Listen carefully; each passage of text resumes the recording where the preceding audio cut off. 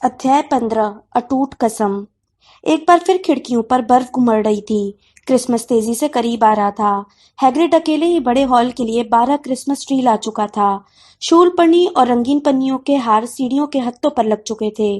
Suit of armour के helmet के भीतर न बुझने वाली मोमबत्तियां जल रही थीं और गलियारों में थोड़ी थोड़ी दूर पर मिसल्टों के बड़े गुच्छे टंगे हुए थे। हैरी के पास से गुजरते समय बहुत सी लड़कियां मिसल्टों के गुच्छे के नीचे खड़ी हो जाती थीं, जिस वजह से गलियारों में रास्ता रुक जाता था। बहरहाल रातों को अक्सर घूमते रहने के कारण हैरी को महल के खुफिया गलियारों का बहुत अच्छा ज्ञान था और वह आसानी से उन रास्तों से क्लासों तक पहुंच जाता था जहां मिसल्टो नहीं लगे थे। लड़कियों के बीच हैरी की इतनी लोकप्रियता से रॉन को ईर्ष्या हो सकती थी, लेकिन अब वह इसके बारे में हंसता था। हालांकि हैरी को पिछले कुछ सप्ताह के मूडी आक्रामक रॉन के बजाय यह हंसने वाला रॉन ज्यादा पसंद था, लेकिन रॉन के इस सुधार की बहुत बड़ी कीमत थी। पहली बात तो यह थी कि हैरी को लेवेंडर ब्राउन को लगातार झेलना पड़ता था। लेवेंडर को ऐसा लगता था कि जिस पल वह रॉन को चूमती नहीं है वह हर पल बेकार है। दूसरी बात यह थी कि हैरी के दो सबसे अच्छे दोस्त एक दूसरे से कभी बात नहीं करना चाहते थे। रॉन के हाथों पर अब भी हरमाइनी के पक्षियों के हमले के निशान और खरोंचे थीं। उसका अंदाज अब रक्षात्मक और आक्रोश भरा था। उसने हैरी से कहा, वह शिकायत नहीं कर सकती, उसने क्रम को चूमा है। अब उसे पता चल गया है कि कोई मुझे भी चूमना चाहता है। देखो, यह आजाद देश है, मैंने कोई गलत काम नहीं किया है। हैरी ने कोई जवाब नहीं दिया, बल्कि उस पुस्तक को पढ़ने का नाटक करता रहा जो उन्हें अगली सुबह सम्मोहन की क्लास से पहले पूरी पढ़नी थी। इस पुस्तक का शीर्षक था सरा तत्व एक खोज। चूंकि वह रॉन और हरमाइनी दोनों के साथ दोस्ती बनाए रखना चाहता था, इसलिए उसे ज्यादातर समय अपना मुंह बंद रखना पड़ता था। मैंने हरमाइनी से कभी किसी चीज का वादा नहीं किया, रॉन बुदबुदाया। मेरा मतलब है, ठीक है, मैं स्लगहॉर्न की क्रिसमस पार्टी में उसके साथ जाना चाहता था, लेकिन उसने कभी नहीं कहा, बस दोस्तों की तरह मैं आजाद हूँ। हैरी ने सारतत्व एक खोज का एक पन्ना पलटा। वह जानता था कि रॉन उसे देख रहा था। रॉन की आवाज धीमी होकर बुदबुदाहट में बदल गई और आग की लकड़ियों के जोर से चटकने के कारण ये सुनाई नहीं दे रही थी, लेकिन हैरी को क्रम और शिकायत नहीं कर सकती जैसे शब्द सुनाई दे रहे थे। हरमाइनी का टाइम टेबल इतना भरा हुआ था कि हैरी को सिर्फ शाम को ही उससे ठीक से बात करने का मौका मिल पाता था, जब रॉन लेवेंडर में इतना खोया रहता था कि उसका ध्यान हैरी की तरफ नहीं जाता था। गुरुद्वार में रॉन के रहते समय हरमाइनी वहां बैठने से इनकार कर देती थी, इसलिए हैरी को आमतौर पर उसके साथ लाइब्रेरी में बैठना पड़ता था, जिसका मतलब था कि उन्हें फुसफुसा कर बातचीत करनी पड़ती थी। वह जिसे चाहे उसे चूमने के लिए आजाद है, हरमाइनी ने कहा, जब लाइब्रेरियन मैडम पिंक्स उनके पीछे की शेल्फों पर मंडराने लगी। मुझे परवाह नहीं है। उसने अपनी कलम उठाई और आई पर इतनी जोर से बिंदु लगाए कि चंपत्र में छेद हो गए। हैरी कुछ नहीं बोला। उसे लग रहा था कि चुप रहने के कारण कहीं उसके बोलने की आदत न छूट जाए। वह उच्च स्तरीय कारण निर्माण पुस्तक के ऊपर थोड़ा सा झुका और शाश्वत अमृत के बारे में नोट्स लिखता रहा। हालांकि वह बीच बीच में लाइब्रेरिश बोरास की कई बातों के अलावा प्रिंस के उपयोगी सुझावों को देखने के लिए रुक जाता था। हरमाइनी ने कुछ पल बाद कहा, ओह, तुम्हें सावधान रहना चाहिए। हैरी ने पौन घंटे की खामोशी के बाद हल्की सी भर्राई फुसफुसाहट में कहा, मैं तुमसे आखिरी बार कह रहा हूँ कि मैं पुस्तक नहीं लौटाऊंगा। मैंने हाफ ब्लड प्रिंस से जितना सीखा है उतना स्नेप या स्लगहॉर्न से नहीं सीखा। मैं तुम्हें उस मूर्ख प्रिंस के बारे में नहीं बोल रही हूँ, हरमाइनी ने कहा और उसकी पुस्तक को इतनी बुरी नजर से देखा जैसे उसने उसके साथ कोई बदतमीजी कर दी हो। मैं दूसरी बात कह रही हूँ। मैं यहाँ आने से ठीक पहले लड़कियों के बाथरूम में गई थी। वहां पर लगभग 1 दर्जन लड़कियां थी, जिनमें रोमिल्डा वैन भी थी। वे यह फैसला करने की कोशिश कर रही थी कि तुम्हें प्रेम काढ़ा कैसे पिलाया जाए। वे सभी उम्मीद कर रही हैं कि तुम उन्हें स्लगहॉर्न की पार्टी में ले जाओगे। उन सभी ने फ्रेडर जॉर्ज के प्रेम काढ़े खरीद लिए हैं और मुझे डर है कि उनसे काम हो जाएगा। तो फिर तुमने उन्हें जब्त क्यों नहीं किया? हैरी ने पूछा। उसे यह बात असाधारण लगी कि नियमों का सख्ती से पालन करने वाली हरमाइनी ने इतने महत्वपूर्ण मौके पर यह आदत क्यों छोड़ दी। वे बाथरूम में काढ़े लेकर नहीं आई थी, हरमाइनी ने हिकारत से कहा। वे वे तो बस योजना बना रही थी और मुझे लगता है कि हाफ ब्लड प्रिंस भी। उसने पुस्तक की तरफ एक और बुरी नजर डाली। एक साथ 1 दर्जन अलग अलग प्रेम काढ़ों का इलाज नहीं बता पाएगा। तुम कहो तो मैं किसी को तुम्हारे साथ जाने के लिए आमंत्रित कर लूं। इससे बाकी लड़कियां ये सोचना बंद कर देंगी कि उनके पास अब भी मौका है। पार्टी कल रात को ही है, इसलिए वे उतावली हो रही हैं। ऐसा कोई नहीं है जिसे मैं आमंत्रित करना चाहूं, हैरी बुदबुदाया, जो जिनी के बारे में नहीं सोचने की कोशिश कर रहा था।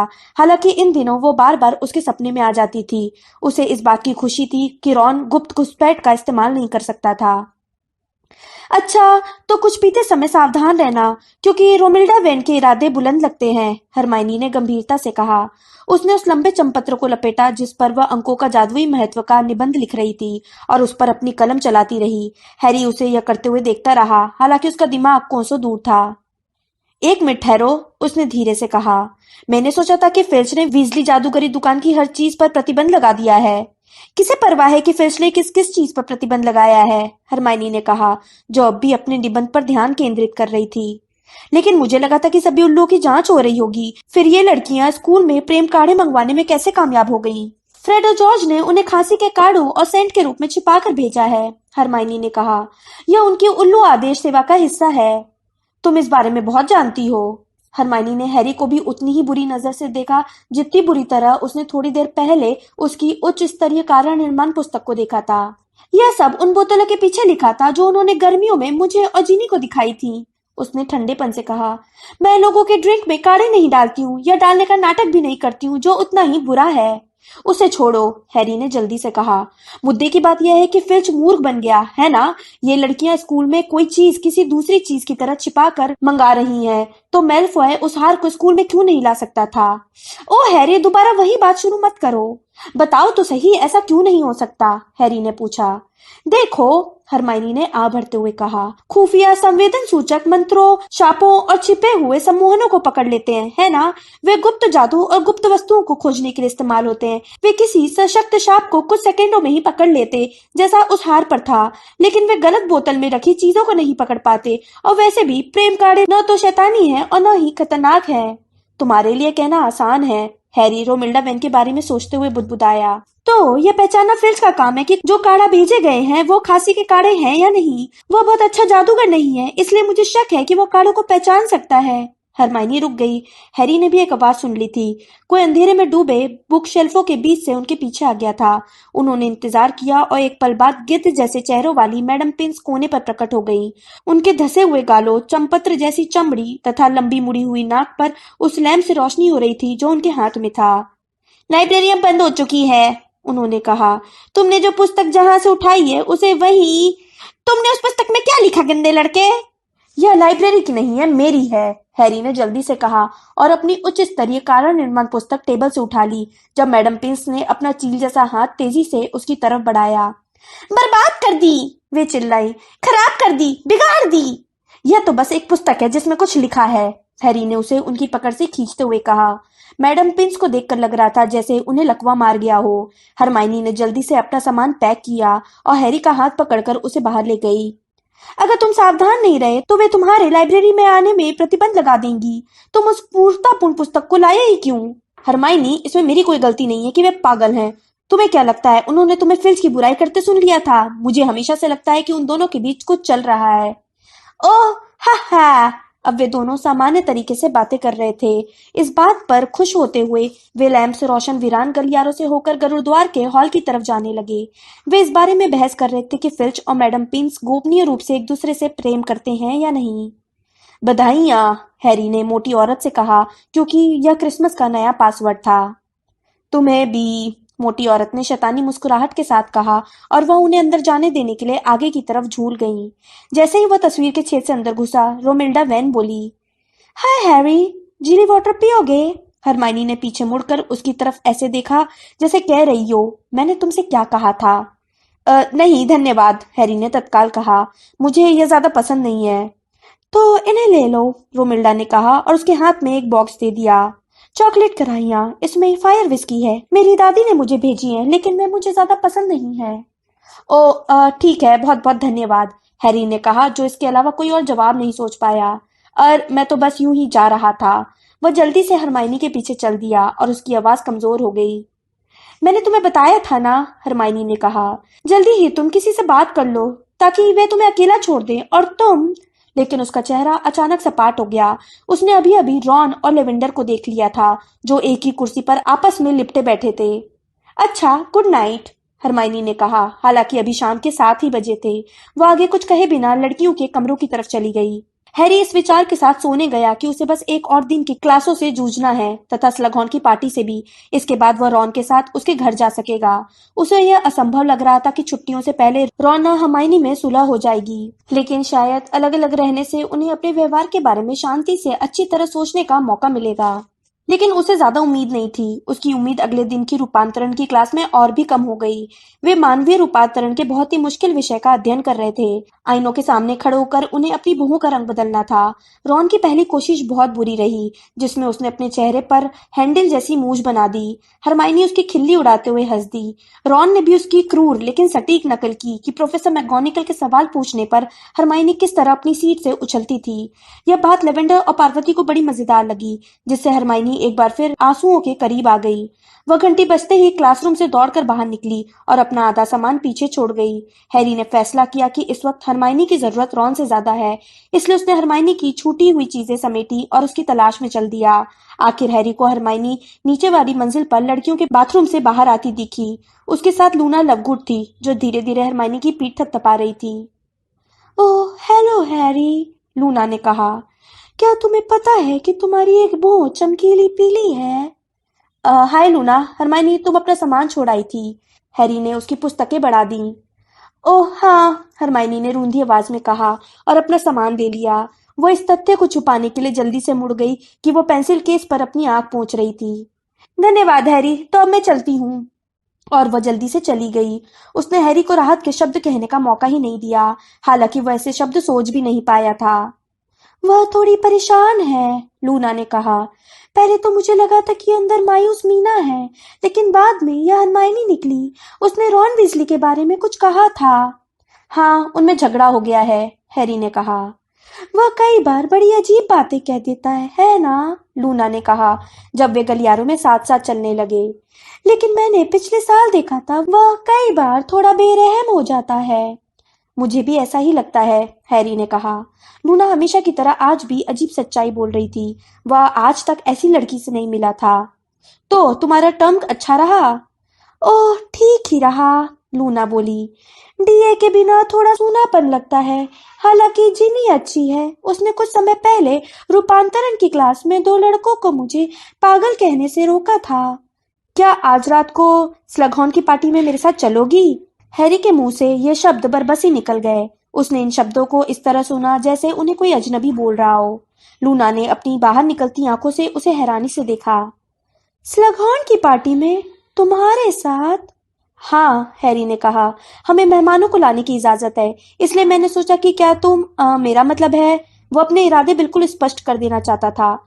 मेरा मतलब है सिर्फ दोस्तों की तरह, लेकिन अगर तुम नहीं चलना चाहती हो। उसे आधी उम्मीद थी कि वो मना कर देगी। ओ नहीं, मैं तुम्हारे साथ दोस्तों की तरह चलना पसंद करूंगी, लूना ने इस तरह मुस्कुराते हुए कहा जिस तरह वह आज तक नहीं मुस्कुराई थी। किसी ने मुझे पार्टी में दोस्त की तरह चलने को कभी नहीं कहा। क्या इसलिए तुमने अपनी बोहों पर रंग लगाया है पार्टी के लिए? क्या मैं भी अपनी बोहें रंग लूं? नहीं, हैरी ने दृढ़ता से कहा। यह एक गलती थी। मैं इसे हरमाइनी से ठीक करवा लूंगा। तो मैं 8 बजे प्रवेश हॉल में तुमसे मिलता हूँ। आहा! ऊपर किसी के चिल्लाने की आवाज आई, जिसे सुनकर वे दोनों उछल पड़े। उनमें से किसी का भी ध्यान इस तरफ नहीं गया था, लेकिन वे अभी-अभी पीर्स के नीचे से गुजरे थे, जो एक फानुस से उल्टा लटक रहा था और उनकी तरफ देखकर दुष्टता से मुस्कुरा रहा था। पॉटी लूनी के साथ पार्टी जा रहा है। पॉटी लूनी से प्यार करता है। पॉटर लूनी से प -प -प -प प्यार करता है। और वह तेजी से खिलखिलाता तथा चिल्लाता हुआ चल पड़ा। पॉटर लूनी से प्यार करता है। इन चीजों को गोपनीय रखना अच्छा लगता है, हैरी ने कहा। और निश्चित रूप से कुछ ही समय में पूरे स्कूल को पता चल गया कि हैरी पॉटर पागल लवगुड को स्लगहॉर्न की पार्टी में ले जा रहा है। तुम किसी को भी ले जा सकते थे, रॉन ने डिनर के वक्त हैरानी से कहा। किसी को भी, लेकिन तुमने पागल लवगुड को चुना। उसे इस नाम से मत पुकारो रॉन, जिनी ने सख्ती से कहा और दोस्तों के पास जाते समय हैरी के पीछे ठहर गई। हैरी, मुझे सचमुच खुशी है कि तुम उसे ले जा रहे हो। वो बहुत रोमांचित है। फिर वो डीन के साथ बैठने के लिए टेबल पर आगे चली गई। हैरी ने इस बात पर खुश होने की कोशिश की कि लूना को पार्टी में ले जाने से जिनी खुश थी, लेकिन वह कामयाब नहीं हुआ। टेबल पर काफी दूर हरमाइनी अकेली बैठी थी और अपने सूप से खेल रही थी। हैरी ने देखा कि रॉन उसकी तरफ चुपके से देख रहा था। तुम माफी मांग सकते हो, हैरी ने साफ साफ शब्दों में सुझाव दिया। और अगर उसने पक्षियों से एक बार फिर हमला करवा दिया तो क्या होगा? रॉन ने बुदबुदा कर कहा। तुमने उसकी नकल क्यों की? वो मेरी मूंछ पर क्यों हंसी? मैं भी तो हंसा था। मैंने आज तक इससे ज्यादा मूर्खतापूर्ण चीज नहीं देखी। लेकिन ऐसा लगा कि रॉन ने कुछ नहीं सुना। लेवेंडर उसी समय पार्वती के साथ आ गई थी। हैरी और रॉन के बीच में ठसते हुए लेवेंडर ने अपनी बाहें रॉन के गले में डाल दी। हाय हैरी, पार्वती ने कहा, जो उसी की तरह थोड़ी शर्मिंदा और अपनी सहेली के व्यवहार से उबी हुई लग रही थी। हाय, हैरी ने कहा, तुम कैसी हो? तो तुम हॉगवर्ट्स में रुक रही हो? मैंने तो सुना था कि तुम्हारे मम्मी डैडी तुम्हें यहाँ से ले जाना चाहते थे। मैंने उन्हें कुछ समय यहाँ रहने के लिए मना लिया है, पार्वती ने कहा। केटी वाली घटना से वे सचमुच डर गए थे, लेकिन चूंकि उसके बाद से कुछ नहीं हुआ। ओह हाय हरमाइनी, पार्वती खुलकर मुस्कुरा रही थी। हैरी जानता था कि वो रूपांतरण की क्लास में हरमाइनी पर हंसने के कारण अपराधी महसूस कर रही होगी। उसने मुड़कर देखा कि हरमाइनी भी पलटकर मुस्कुरा रही थी। लड़कियां भी बड़ी अजीब होती हैं। हाय पार्वती, हरमाइनी ने कहा और रॉन तथा लेवेंडर को पूरी तरह नजरअंदाज कर दिया। क्या तुम आज रात को स्लगहॉर्न की पार्टी में जा रही हो? आमंत्रण नहीं मिला, पार्वती ने उदासी से कहा। वैसे मैं जाना जरूर चाहती थी। ऐसा लगता है कि पार्टी सचमुच अच्छी होगी। तुम भी जा रही हो, है ना? हाँ, मैं 8 बजे कार्मैक से मिल रही हूँ और हम दोनों। इस तरह की आवाज हुई जैसे किसी स्टॉपर को किसी बंद सिंक से निकाल दिया गया हो और रॉन प्रकट हो गया। हरमाइनी ने इस तरह जताया जैसे उसने कुछ देखा या सुना ही न हो। हम दोनों पार्टी में एक साथ जा रहे हैं। कार्मैक, पार्वती ने कहा। तुम्हारा मतलब है कार्मैक मैग्लेगन? सही है, हरमाइनी ने मीठे अंदाज में कहा, जो लगभग, उसने इस शब्द पर बहुत जोर डाला, गुरुद्वार का कीपर बन गया था। तो क्या तुम उसके साथ घूम रही हो? पार्वती ने आंखें फाड़कर पूछा। ओह हाँ, क्या तुम्हें नहीं मालूम? हरमाइनी ने कहा और खिलखिलाने लगी। नहीं, पार्वती ने कहा, जो इस सनसनीखेज खबर से बहुत हैरान दिख रही थी। तुम क्विडिच खिलाड़ियों को पसंद करती हो, है ना? पहले क्रम, फिर मैकलेगन। हाँ, मैं सचमुच अच्छे क्विडिच खिलाड़ियों को पसंद करती हूँ, हरमाइनी ने मुस्कुराते हुए उसकी बात को थोड़ा सा सुधारा। अच्छा, तो मिलते हैं। जाकर पार्टी के लिए तैयार होना है। वह चली गई। लेवेंडर और पार्वती तत्काल अपने सर सटाकर इस नई खबर पर बातचीत करने लगी। उन्होंने मैग्लेगन के बारे में जो सुन रखा था और हरमाइनी के बारे में उन्होंने जो अंदाजा लगाया था, उसके आधार पर वे अटकलें लगाने लगी। रॉन का चेहरा अजीब ढंग से सपाट दिख रहा था और वह कुछ नहीं बोल रहा था। हैरी खामोशी से सोचता रहा कि लड़कियां भी प्रतिशोध लेने के लिए कितना नीचे गिर सकती हैं। जब वह रात को 8 बजे प्रवेश हॉल में पहुंचा तो उसने देखा कि वहां बहुत सारी लड़कियां मंडरा रही थीं। जब वह लूना की तरफ बढ़ा तो वे सभी उसे गुस्से से घूरने लगी। लूना चांदी जैसे रंग के दुशाले पहनी थी। देखने वाले हंस रहे थे, लेकिन वह अच्छी दिख रही थी। हैरी को खुशी थी कि उसने अपने गाजर वाले इयररिंग, बटर बियर कॉर्क के हार और भूत चश्मे को नहीं पहना था। हाय, उसने कहा, तो चले? ओह हाँ, लूना ने खुशी से कहा।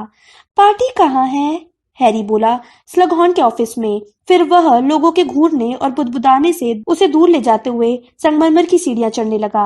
क्या तुमने सुना है एक खूनी पिशाच भी आने वाला है? र्यूफस स्क्रिमग्योर, लूना ने पूछा। क्या? हैरी ने विचलित होते हुए पूछा। तुम्हारा मतलब है जादू मंत्री?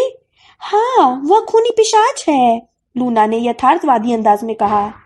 जब स्क्रिमग्योर कॉर्नेलियस फर्स्ट की तरह जादू मंत्री बने थे, तभी डैडी ने इसके बारे में एक बहुत लंबा लेख लिखा था, लेकिन मंत्रालय के एक व्यक्ति ने उन्हें इसे न छापने पर मजबूर कर दिया। जाहिर है मंत्रालय वाले यह नहीं चाहते थे कि लोगों को सच्चाई का पता चले। हैरी को यह संभव नहीं लग रहा कि रूफस स्क्रिमग्योर खूनी पिशाच हो सकते हैं। बहरहाल वो यह जानता था कि लूना अपने पिता के अजीबोगरीब विचारों को इस तरह दोहराती थी मानो वे सच हों, इसलिए उसने जवाब नहीं दिया। वे दोनों स्लगहॉर्न के ऑफिस के पास पहुंच गए और हर कदम पर अंदर से हंसी, संगीत तथा बातचीत की आवाजें ज्यादा सुनाई दे रही थीं। क्या पता यह सचमुच ऐसा था या स्लगहॉर्न ने इसे जादू से बड़ा बना दिया था, लेकिन स्लगहॉर्न का ऑफिस बाकी टीचर्स के ऑफिस से ज्यादा बड़ा दिख रहा था। छत और दीवारें हरे, लाल तथा सुनहरे पर्दों से सजी थीं, जिस वजह से ऐसा लग रहा था जैसे वे किसी विशाल तंबू के भीतर हों। कमरे में भीड़ थी और एक सजे हुए सुनहरे लैंप से लाल रोशनी आ रही थी जो छत के बीच में लटका हुआ था। उसमें असली परियां मंडरा रही थी जो रोशनी के चमकते बिंदुओं की तरह दिख रही थी। दूर वाले कोने से मेंडोलियन के संगीत के साथ जोरदार गाना हो रहा था।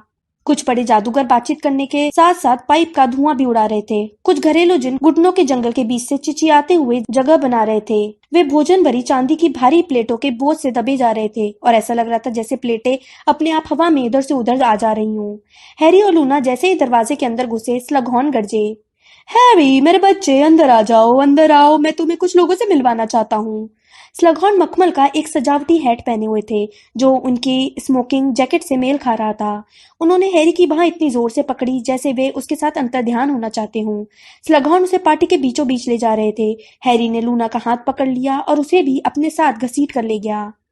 हैरी, मैं तुम्हें अपने एक पुराने विद्यार्थी एल्ड्रेड वार्पल से मिलवाना चाहता हूँ, जिसने world brothers my life amongst the vampires लिखी है, और जाहिर है उसके दोस्त सैंगविनी से भी। वार्पल नामक नाटे और चश्मे वाले जादूगर ने हैरी से गर्मजोशी से हाथ मिलाया। उसका खूनी पिशाच दोस्त सैंगविनी लंबा था और उसकी आंखों के नीचे काली झाइयां थी। उसने हैरी की तरफ सिर्फ सिर हिला दिया। ऐसा लग रहा था जैसे वह बोर हो रहा हो। लड़कियों का एक समूह उसके करीब खड़ा था और सभी लड़कियां उत्सुक तथा रोमांचित नजर आ रही थी। हैरी, मुझे बहुत खुशी हुई, वार्पल ने हैरी के चेहरे पर नजर डालते हुए कहा। जैसे मैं प्रोफेसर स्लगहॉर्न से कुछ समय पहले कह रहा था, हैरी पॉटर की वह जीवनी कहाँ है जिसका हम सबको इंतजार है? अच्छा, हैरी ने कहा। उतने ही विनम्र हो जितना हॉरस ने बताया था, वार्पल ने कहा। लेकिन गंभीरता से कहूं तो उसका अंदाजा अचानक बदलकर बिजनेसमैन जैसा हो गया। मुझे तुम्हारी जीवनी लिखने में बहुत खुशी होगी। लोग तुम्हारे बारे में ज्यादा जानने के लिए बेताब है। हाँ, बेताब हैं। अगर तुम मुझे कुछ इंटरव्यू दे दो, बस 4-5 घंटे के, तो हम कुछ ही महीनों में तुम्हारी पुस्तक तैयार कर सकते हैं। और मैं तुम्हें आश्वस्त करता हूँ, तुम्हें बहुत कम मेहनत करनी होगी। सैंगविनी से पूछ लो, ये कितना आसान है। सैंगविनी, यहीं रहो, वार्पल ने अचानक सख्ती से कहा, क्योंकि खूनी पिशाच अपनी आंखों से बहुत भूखा भाव लेकर पास खड़ी लड़कियों के समूह की तरफ सरक रहा था। यहाँ आओ, एक पेस्ट्री लो। वार्पल ने पास से गुजरते घरेलू जिन की प्लेट से पेस्ट्री उठाकर सैंगविनी के हाथ में पकड़ा दी। इसके बाद उसने हैरी की तरफ नजरें घुमाई। मेरे प्यारे बच्चे, तुम्हें जरा भी अंदाजा नहीं कि तुम कितने सारे गैलियन कमा सकते हो। आपके प्रस्ताव में मुझे जरा भी रुचि नहीं है, हैरी ने दृढ़ता से कहा। और माफ कीजिए, मुझे अभी अभी मेरी एक दोस्त दिख गई है। उसने लूना को अपने पीछे भीड़ में खींचा। सचमुच उसी समय उन्हें वियर्ड सिस्टर्स की 2 सदस्यों के बीच में भूरे बालों का लंबा गुच्छा दिखाई दिया। Hermione, Hermione! हैरी, तुम हो? भगवान का शुक्र है। हाय लूना। तुम्हें क्या हुआ? हैरी ने पूछा, क्योंकि हरमाइनी का हुलिया इतना अस्त व्यस्त लग रहा था जैसे वो लड़ाकू पेड़ से जूझ कर आ रही हो। ओह, मैं अभी अभी बची हूँ। मेरा मतलब है, मैं अभी अभी कार्मेक को छोड़ कर आ रही हूँ, उसने कहा। मिसल्टो के नीचे, उसने सफाई देते हुए आगे जोड़ा, जब हैरी ने उसकी तरफ सवालिया निगाह से देखा। उसके साथ आने का अच्छा फल मिला, हैरी ने गंभीरता से कहा। मुझे लगा था कि रॉन इससे सबसे ज्यादा चिढ़ेगा, हरमाइनी ने भावहीन तरीके से कहा। मैंने कुछ समय के लिए जकारियस स्मिथ के बारे में सोचा था, लेकिन फिर मैंने सोचा कुल मिलाकर। तुमने स्मिथ के बारे में सोचा था? हैरी ने हिकारत से कहा। हाँ, मैंने सोचा था, और अब मैं सोच रही हूँ कि काश मैंने उसे ही चुना होता। कार्मेक के सामने तो ग्रॉब बहुत शरीफ लगता है। इस तरफ से चलो, हम उसे आते देख लेंगे, वो इतना लंबा है। वे तीनों कमरे की दूसरी तरफ जाने के लिए रास्ता बनाने लगे। वे रास्ते में शराब के प्याले उठाते गए और उन्हें काफी देर बाद एहसास हुआ कि वे जहां पहुंचना चाहते थे वहां प्रोफेसर ट्रिलोनी अकेली खड़ी थी। हेलो, लूना ने विनम्रता से प्रोफेसर ट्रिलोनी से कहा। गुड इवनिंग बेटा, प्रोफेसर ट्रिलोनी ने लूना को थोड़ी मुश्किल से देखते हुए कहा। हैरी को एक बार फिर शेरी की बदबू आई। मैंने तुम्हें कुछ समय से अपनी क्लास में नहीं देखा है, लूना बोली। नहीं, हमें इस साल फ्री पढ़ा रहे हैं। ओह, जाहिर है, प्रोफेसर टिलोनी ने गुस्से भरी मदहोश आवाज में कहा। हाँ, डॉबिन, जैसा मैं उसे कहती हूँ। तुम लोग सोचते होगे कि जब मैं स्कूल में लौट आई हूँ तो प्रोफेसर डम्बलडोर को उस घोड़े को निकाल देना चाहिए, है ना? लेकिन नहीं, हमें क्लासें बांटनी पड़ी हैं। साफ कहूँ तो यह मेरा अपमान है, अपमान, तुम जानती हो।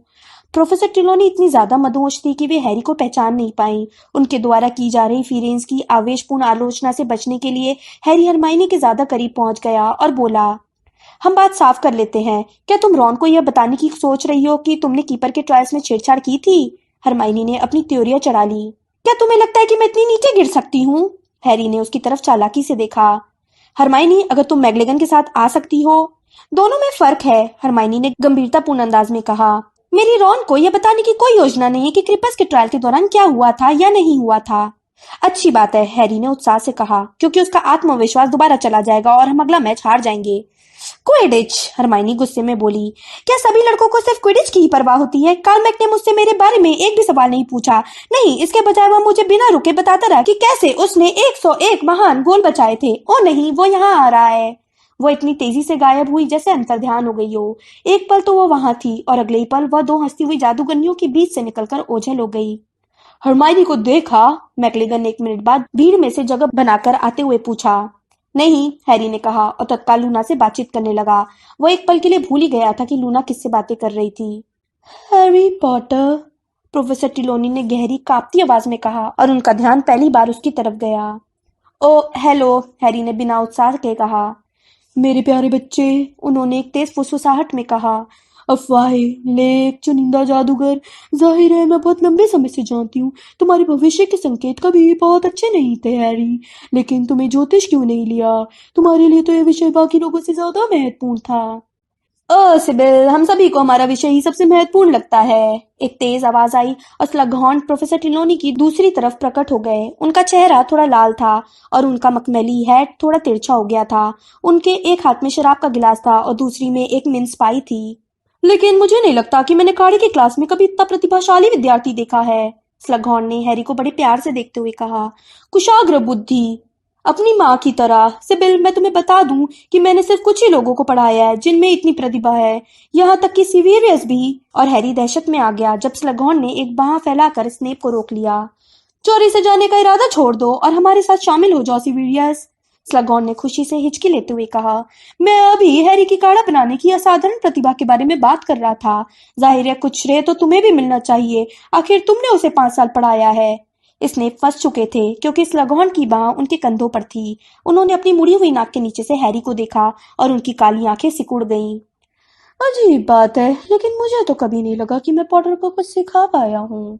तब तो फिर यह उसकी जन्मजात योग्यता होगी, स्लगहॉर्न थोड़ी तेज स्वर में बोले। तुम्हें देखना चाहिए था कि उसने मेरी पहली क्लास में जीवित मृत्यु का घूंट काढ़ा कितना अच्छा बनाया था। कभी किसी विद्यार्थी ने पहले कोशिश में इतना अच्छा काढ़ा नहीं बनाया। मुझे लगता है कि तुमने भी नहीं बनाया होगा सीवियरियस। सचमुच? स्नेप ने धीरे से कहा। उनकी आंखें अभी भी हैरी पर टिकी हुई थी, जो थोड़ी परेशानी महसूस कर रहा था। वह यह कतई नहीं चाहता था कि स्नेप काढ़े बनाने की उसकी इस प्रतिभा के स्रोत की जांच करने लगे। स्लगहॉर्न ने पूछा, हैरी, मुझे बताओ कि तुमने और कौन कौन से विषय लिए हैं? गुप्त कला से रक्षा, सम्मोहन, रूपांतरण, जड़ी बूटी विज्ञान, संक्षेप में ऑरर बनने के लिए आवश्यक सभी विषय, स्नेप ने हल्के व्यंग के साथ कहा। हाँ, मैं ऑरर बनना चाहता हूँ, हैरी ने आवेश में कहा। और तुम बहुत महान ऑरर बनोगे, स्लगहॉर्न ने गरजती आवाज के साथ कहा। मुझे नहीं लगता कि तुम्हें ऑरर बनना चाहिए हैरी, लूना ने अप्रत्याशित ढंग से कहा। सभी उसकी तरफ देखने लगे। ऑरर्स तो रॉटफैंग षड्यंत्र में शामिल थे। मुझे लगता था कि हर कोई यह बात जानता होगा। वे तो अंदरूनी तौर पर काले जादू और मसूड़ों की बीमारी का इस्तेमाल करके जादू मंत्रालय को गिराने की कोशिश कर रहे हैं। हैरी की आधी शराब उसकी नाक के ऊपर चली गई क्योंकि वह अचानक हंसने लगा था। उसे लग रहा था कि सिर्फ इसी बात के लिए लूना को लाना सफल हो गया था। उसका चेहरा गीला हो गया और वह खांसने लगा। लेकिन अब उसने मुस्कुराते हुए अपने प्याले से सिर उठाया तो उसने ऐसा दृश्य देखा जिससे उसका मनोबल और बढ़ गया। आर्गस फिल्च ड्रेको मैल्फॉय का कान पकड़कर उसे उनकी तरफ ला रहा था।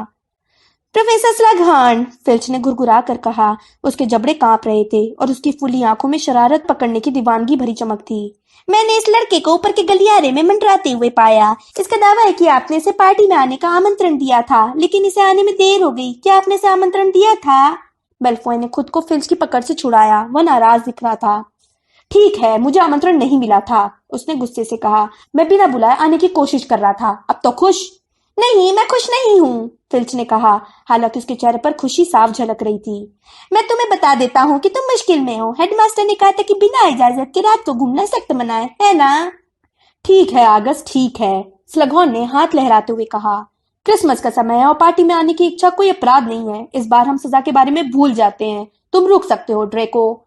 फिल्च के चेहरे पर गुस्से और निराश का भाव आ गया, जो पूरी तरह अपेक्षित था। लेकिन हैरी ने सोचा कि मेल्फॉय भी उतना ही नाखुश क्यों दिख रहा था और इसने मेल्फॉय को ऐसे क्यों देख रहे थे जैसे वे नाराज और, क्या यह संभव है, थोड़े डरे हुए हों। लेकिन इससे पहले कि हैरी इस बात का विश्लेषण कर पाए, फिल्च मुड़ा और पैर घसीटते तथा बड़बड़ाते हुए दूर चला गया। मेल्फॉय ने अपने चेहरे पर मुस्कान लाते हुए स्लगहॉर्न की उदारता के लिए उन्हें धन्यवाद दिया और स्नेप का चेहरा एक बार फिर सपाट हो गया। कोई बात नहीं, कोई बात नहीं, स्लगहॉर्न ने मेल्फॉय के धन्यवाद को दरकिनार करते हुए कहा। आखिर मैं तुम्हारे दादाजी को जानता था। वे हमेशा आपकी बहुत तारीफ करते थे सर, मेल्फॉय ने जल्दी से कहा। कहते थे कि उन्होंने जिंदगी में आपसे अच्छा काढ़े बनाने वाला नहीं देखा। हैरी ने मेल्फॉय की तरफ घूरा। हैरी को उसकी चापलूसी से कोई उलझन नहीं हुई। वो काफी समय से मेल्फॉय को स्नेप की चापलूसी करते देख रहा था। उसे उलझन तो इस बात की थी कि मेल्फॉय थोड़ा बीमार दिख रहा था। काफी समय बाद उसने मेल्फॉय को इतने करीब से देखा था।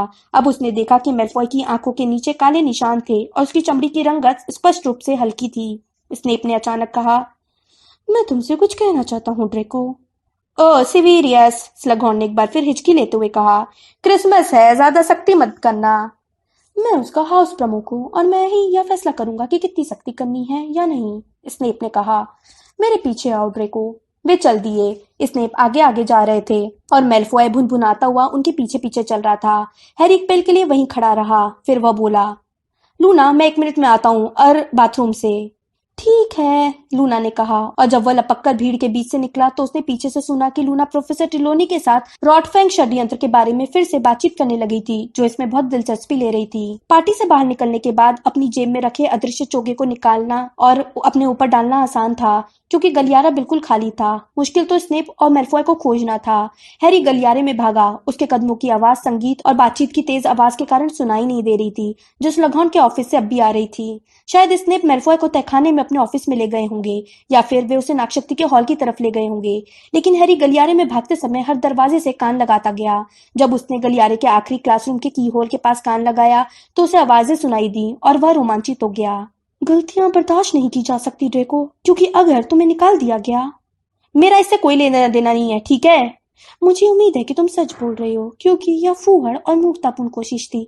ऐसा शक है कि इसमें तुम्हारा हाथ हो सकता है। मुझ पर किसे शक है? मेल्फॉय ने गुस्से से कहा। आखिरी बार कहता हूँ कि मैंने यह नहीं किया, ठीक है? उस केटी बेल लड़की का जरूर कोई दुश्मन होगा जिसे कोई जानता नहीं होगा। मेरी तरफ इस तरह से न देखें। मैं जानता हूँ कि आप क्या कर रहे हैं। मैं मूर्ख नहीं हूँ, लेकिन यह काम नहीं करेगा। मैं आपको रोक सकता हूँ। एक पल के लिए खामोशी छाई रही और फिर स्नेप धीरे से बोले, ओह, अब समझा। बेलाट्रिक्स आंटी तुम्हें गुप्त विद्या सिखा रही हैं। तुम अपने मास्टर से कौन सा विचार छिपाने की कोशिश कर रहे हो ड्रेको? मैं अपने मास्टर से कुछ छिपाने की कोशिश नहीं कर रहा हूँ। मैं तो बस ये चाहता हूँ कि आप बीच में टांग ना अड़ाएं। हैरी ने अपने कान की होल से और सटा लिए। ऐसा क्या हो गया था कि जो मेल्फॉय स्नेप से इस तरह बातें कर रहा हूँ, जिनके प्रति वो हमेशा सम्मान दिखाता था, यहाँ तक कि पसंद भी करता था। तो इसलिए इस टर्म में तुम मुझसे नजरें चुरा रहे हो। तुम्हें मेरे हस्तक्षेप का डर है। तुम जानते हो ड्रेको कि अगर कोई विद्यार्थी मेरे बार बार बुलाने पर मेरे ऑफिस में नहीं आता है तो क्या होता है। तो मुझे सजा दे दीजिए, डंबलडोर से मेरी शिकायत कर दीजिए, मेल्फॉय ने व्यंग से कहा। एक बार फिर खामोशी छा गई। फिर स्नेप बोले, तुम बहुत अच्छी तरह से जानते हो कि मैं इन दोनों में से कोई भी काम नहीं करना चाहता। तो फिर मुझे अपने ऑफिस में बुलाना छोड़ दीजिए। मेरी बात सुनो, स्नेप ने कहा, और उनकी आवाज अब इतनी धीमी हो गई कि हैरी को अपना काल की होल से बहुत कसकर सटाना पड़ा। तब कहीं जाकर वह सुन पाया। मैं तुम्हारी मदद करने की कोशिश कर रहा हूँ। मैंने तुम्हारी माँ से वादा किया है कि मैं तुम्हारी रक्षा करूंगा। मैंने अटूट कसम खाई है ड्रेको। ऐसा लगता है कि तब तो आपको कसम तोड़नी होगी, क्योंकि मुझे अपनी रक्षा की जरूरत नहीं है। यह काम मेरा है। उन्होंने मुझे काम दिया है और मैं इसे कर रहा हूँ। मेरे पास एक योजना है और यह कामयाब हो रही है। बस इसमें अनुमान से थोड़ा ज्यादा समय लग रहा है। तुम्हारी क्या योजना है? इससे आपका कोई लेना देना नहीं है। अगर तुम मुझे बता दो कि तुम क्या करने की कोशिश कर रहे हो तो मैं तुम्हारी मदद कर सकता हूँ। मुझे जितनी मदद चाहिए वो मेरे पास है, धन्यवाद। मैं अकेला नहीं हूँ। तुम आज रात को निश्चित रूप से अकेले थे, जो बहुत ही मूर्खतापूर्ण था। तुम गलियारों में बिना पहरेदारों या साथियों के घूम रहे थे। ये मूलभूत गलतियां हैं। मेरे साथ क्रैबो गॉयल होते अगर आपने उन्हें सजा न दी होती। अपनी आवाज नीचे रखो, स्नेप ने गुस्से से कहा, क्योंकि रोमांच के कारण मेल्फॉय की आवाज ऊंची हो गई थी।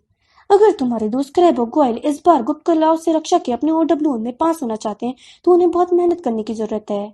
उससे क्या फर्क पड़ता है? मेल्फॉय ने कहा। गुप्त कलाओं से रक्षा यह एक मजाक है, एक नाटक है, जैसे हम में से किसी को गुप्त कलाओं से रक्षा की जरूरत हो।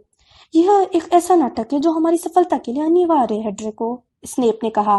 तुम्हें क्या लगता है अगर मैंने नाटक करना नहीं सीखा होता तो क्या मैं इन वर्षों में कहाँ होता? अब मेरी बात सुनो, आज रात को इस तरह घूमकर और पकड़ में आकर तुमने लापरवाही का परिचय दिया है। और अगर तुम क्रैब तथा गोयल जैसे साथियों पर भरोसा कर रहे हो, सिर्फ वही नहीं है, मेरे साथ दूसरे लोग भी हैं, ज्यादा सक्षम लोग। तो तुम मुझे विश्वास में क्यों नहीं लेते हो, जबकि मैं तुम्हारी मदद कर सकता? मैं जानता हूँ आप क्या करना चाहते हैं। आप मेरी शोहरत छीनना चाहते हैं। एक बार फिर खामोशी छा गई। फिर स्नेप ठंडेपन से बोले, तुम बच्चों जैसी बातें कर रहे हो। मैं समझता हूँ कि तुम्हारे पिता के पकड़े जाने और कैद होने से तुम विचलित हो गए हो, लेकिन हैरी को बस 1 सेकंड की ही चेतावनी मिली। उसे दरवाजे की दूसरी तरफ मेल्फॉय के कदमों की आहट सुनाई दी। वो दरवाजा खुलने के ठीक पहले उछलकर रास्ते से हट गया। मेल्फॉय गलियारे में तेज-तेज कदमों से जाने लगा। स्लगहॉर्न के ऑफिस के खुले दरवाजे के सामने से होता हुआ वह दूर वाले मोड़ पर मुड़ा और ओझल हो गया। हैरी की सांस लेने की हिम्मत नहीं हो रही थी। वह वहीं झुका रहा जब स्नेप क्लासरूम से धीरे से बाहर निकले। उनके चेहरे का भाव स्पष्ट था और वे वापस पार्टी में चले गए। हैरी फर्श पर ही बना रहा। वह चोगे के नीचे छुपा हुआ था और उसका दिमाग सर पर दौड़ रहा था।